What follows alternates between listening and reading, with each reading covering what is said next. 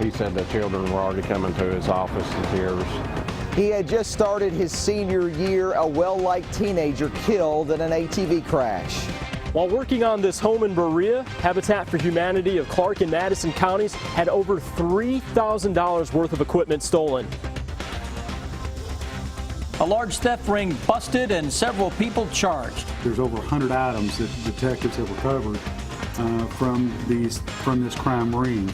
Now deputies are trying to find the owners of dozens of stolen items.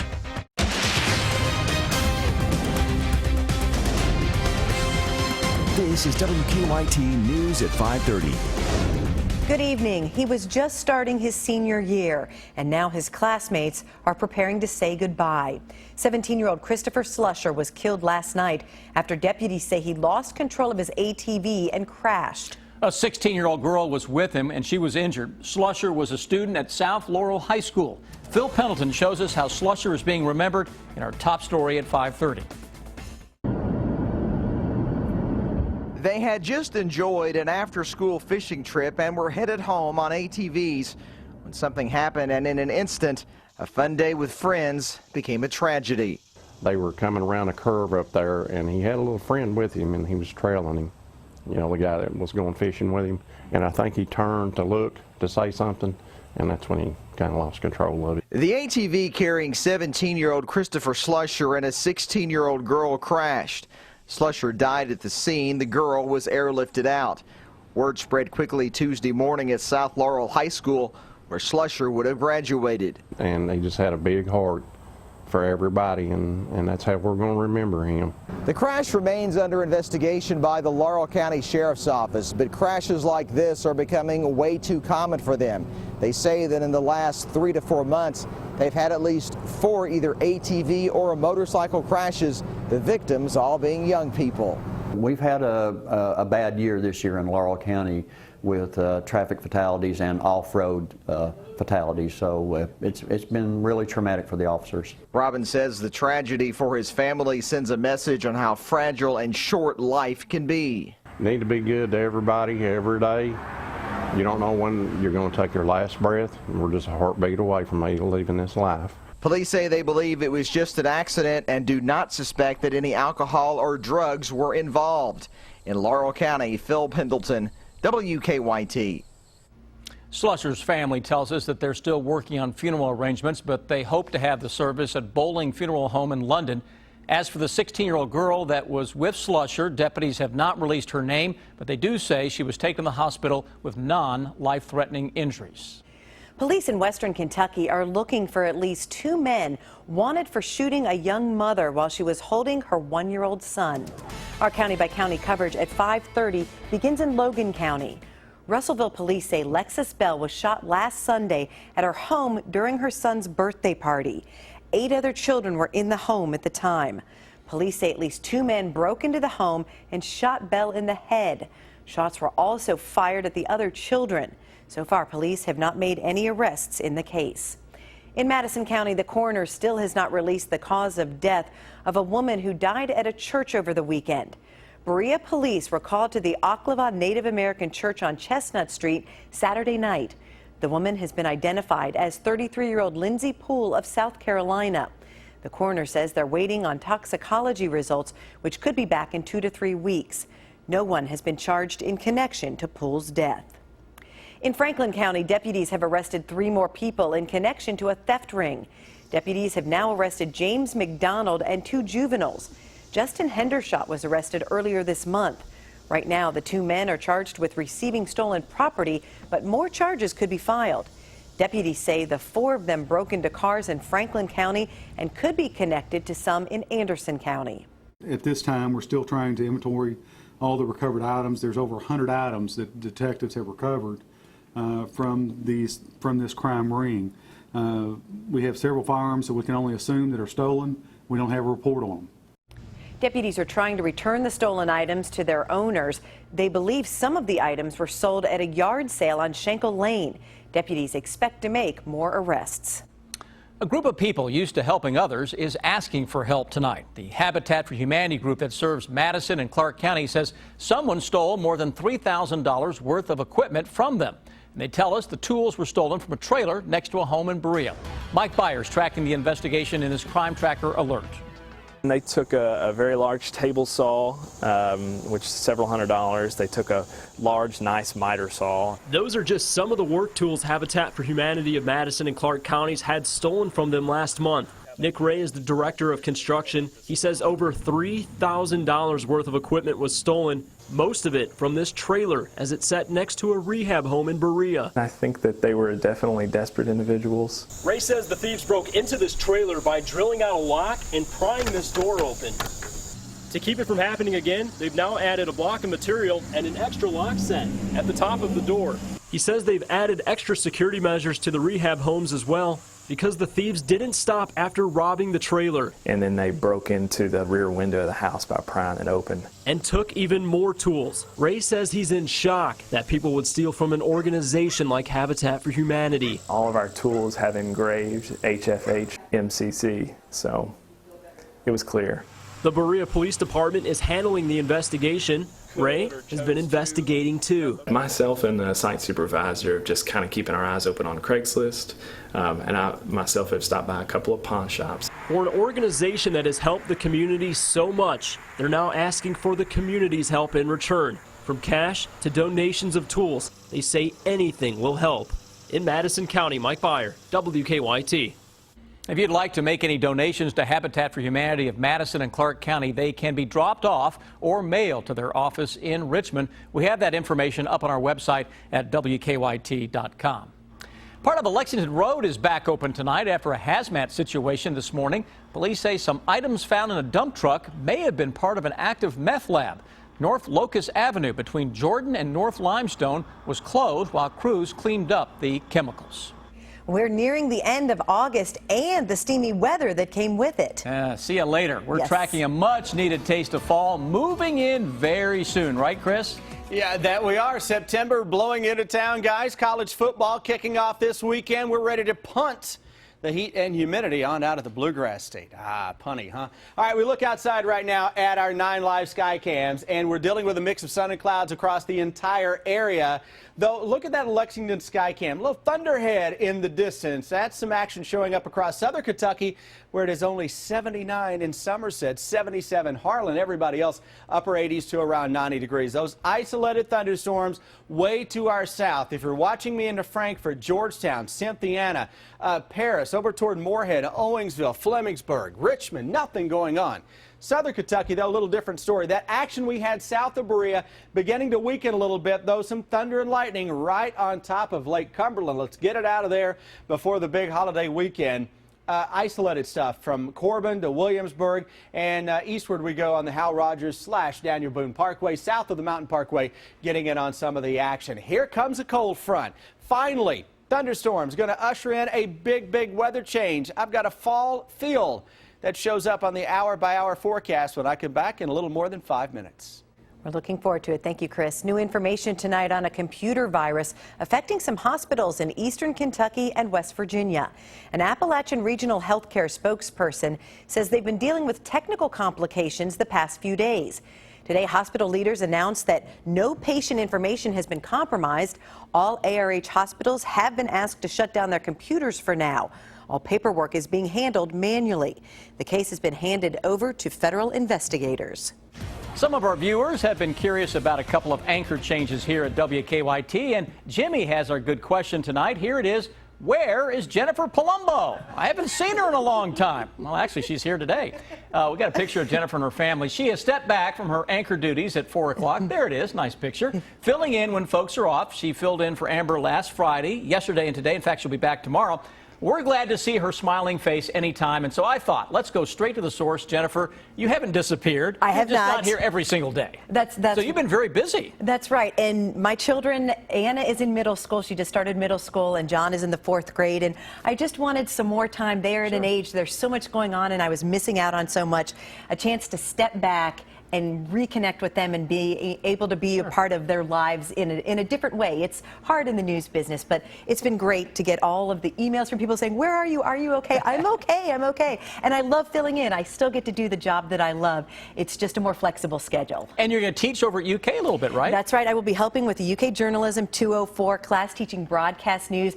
And of course, once basketball season starts, I will still be hosting This is Kentucky Basketball on the UK TV network, which airs right here on WKYT. So still a lot going on, just a little bit different schedule. She's not taking a break at all, if you just heard that. Well, I'm glad you could be here. Thank you, Sam. Well, if you do have a good question, we'd be happy to answer it for it right here. Send an email to goodquestion@WKYT.com. A history-making hemp harvest still ahead on WKYT News. Why Henry Clay estate leaders say they decided to bring the crop back after more than a century. I'm Bill Bryant. Political feuding in Frankfort today, and the Secretary of State reassures voters that Kentucky's registration rolls have not been hacked. The bottom line is ahead. Keep up with the latest news on WKYT.com. Join the conversation on Twitter and become a part of the WKYT Facebook family. Republicans and Democrats battling it out in Frankfort today. And voter registration databases in Arizona and Illinois are hacked. Bill Bryant takes a look at Kentucky's database in today's Bottom Line.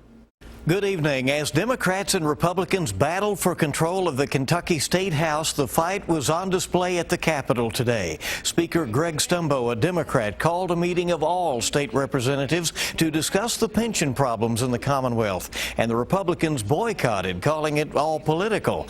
So Stumbo spoke to the Democrats who showed up and laid out his concerns about poor investment performance and secrecy surrounding where retirement funds are invested.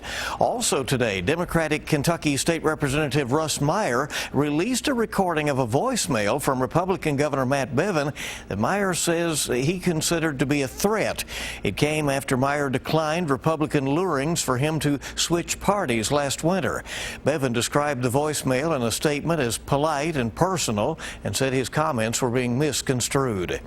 Also, the Kentucky Secretary of State's office says there is no evidence that voter registration files have been compromised in any way here in the Commonwealth, and no indications that it is vulnerable to that. We asked the question after reports that voter registration databases were hacked in Arizona and Illinois this summer. Senate Minority Leader Harry Reid is asking the FBI to investigate.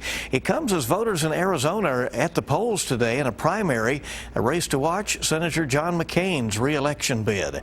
An Inspector General report out today indicates the Pentagon did not take proper steps to protect your tax dollars from being used for such things as employee trips to casinos and strip clubs. The Hill reported the audit is a follow-up on a May 2015 report that showed employees who held government credit cards racked up almost $1 million in charges at casinos.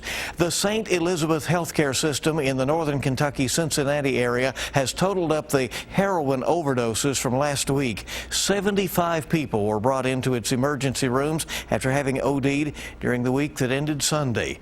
A more powerful form of the illicit drug is believed to be hitting the streets. Bill Bryant, WKYT. For the first time in more than 130 years, a hemp crop was harvested at Ashland, the Henry Clay estate. That crop was planted last May at the Clay estate as a demonstration crop for guests at the historic site.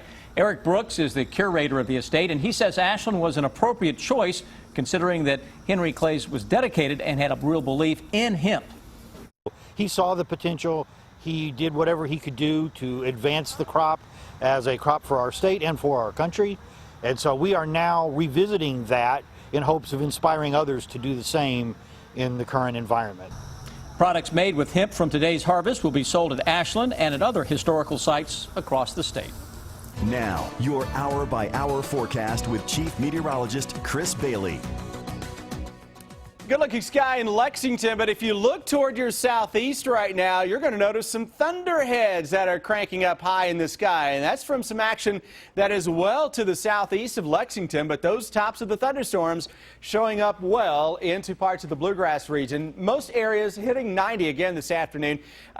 Not as humid today as where we've been over the past few days, still feeling like low 90s for a lot of us. Here you go with your Defender Radar Network. Central Kentucky.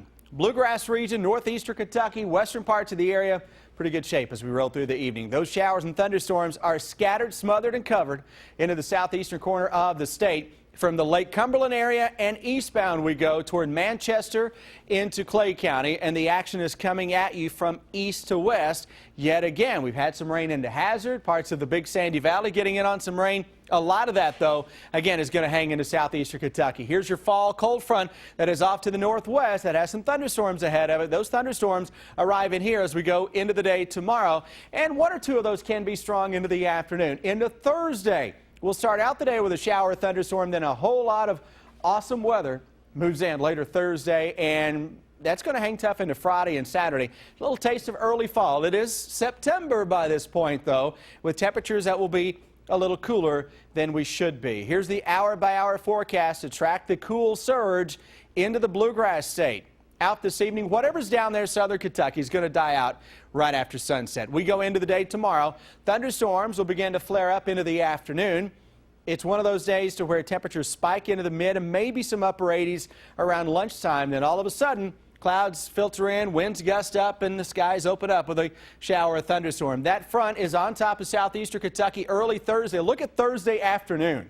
How about upper 70s across the entire region? By 11 o'clock Thursday, readings are into the low 60s. And as we go into your Friday to jumpstart the long holiday weekend, temperatures will be into the mid-50s into much of central and eastern Kentucky. Wildcat fans doing a little tailgating on Saturday out at Commonwealth Stadium. The sun is still high in the sky, so let's slap on the sunscreen. It's going to be very nice.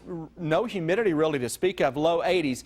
Kickoff thermometer, 74 degrees by the time we are filing out of Commonwealth Stadium. 63, 64 degrees. It's a little on the cool side.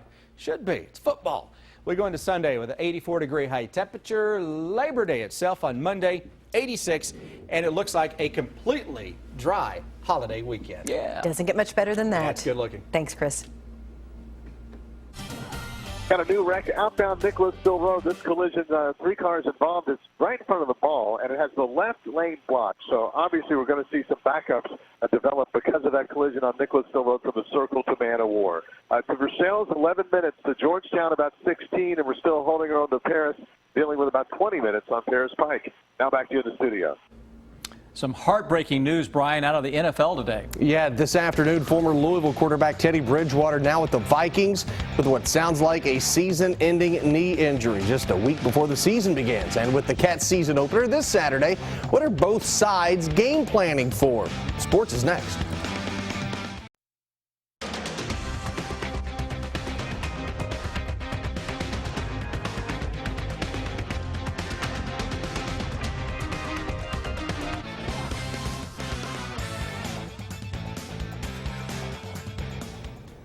With Saturday's season opener for both Southern Miss and UK, the defensive coordinators are game planning for the unknown. With Shannon Dawson at Southern Miss, DJ Elliott and company are watching UK video from last year. Eddie Gran is now in Lexington, so Southern Miss is watching Cincinnati video. Just kind of interesting. So much can happen in a season opener because of the lack of a true scouting report. You never really know what you have until you get out to that first game. And along those same lines with the first game, there's always some new things on all sides that you just can't possibly prepare for because we don't know all the little nuances that they're putting in or any trickery or things like that. You apply your rules and you go play, but that's where you can't let one play define a football game. The Wildcats against Southern Miss Saturday night, 7:30 kickoff, Commonwealth Stadium. If you cannot make it, you can see it on ESPNU. Just 4 days until the Cats and the Golden Eagles tee it up at Commonwealth. 4. The number worn by Michael Horton, Chad Scott, Cornell Burbage, and Micah Johnson. Back in 1985, Russell Hairston picked off passes in 4 consecutive games. That's still a UK record. And 10 different UK players have scored 4 touchdowns in a game. Artus Pinner doing it twice back in 2002. EKU opens its season in front of a nationally televised audience Saturday at Purdue. The Colonels have plenty of confidence going up against an FBS opponent. 2 seasons ago, EKU beat Miami of Ohio, and last season the Colonels came within an eyelash of upsetting UK. Make no mistake, the Colonels plan on winning at Purdue. We're not looking for a participation medal in this one. That's not it. We're not big into ribbons for showing up to practice and practicing hard. We're not real big into hey, I did my job but I lost. That's just not anything that we're about. So no, it's a business trip. I like the way that sounds. It's EKU and Purdue from West Lafayette. Kickoff set for noon on ESPN News. Potentially tough news for former Louisville quarterback and current Minnesota Vikings QB Teddy Bridgewater. 25 minutes into practice today, Bridgewater went down with a non-contact injury to his left knee. Bridgewater immediately had his knee put into an air cast, left via ambulance. According to ESPN, players were seen throwing helmets, visibly upset. The Vikings canceled the rest of their practice. That's a look at sports. We'll be right back.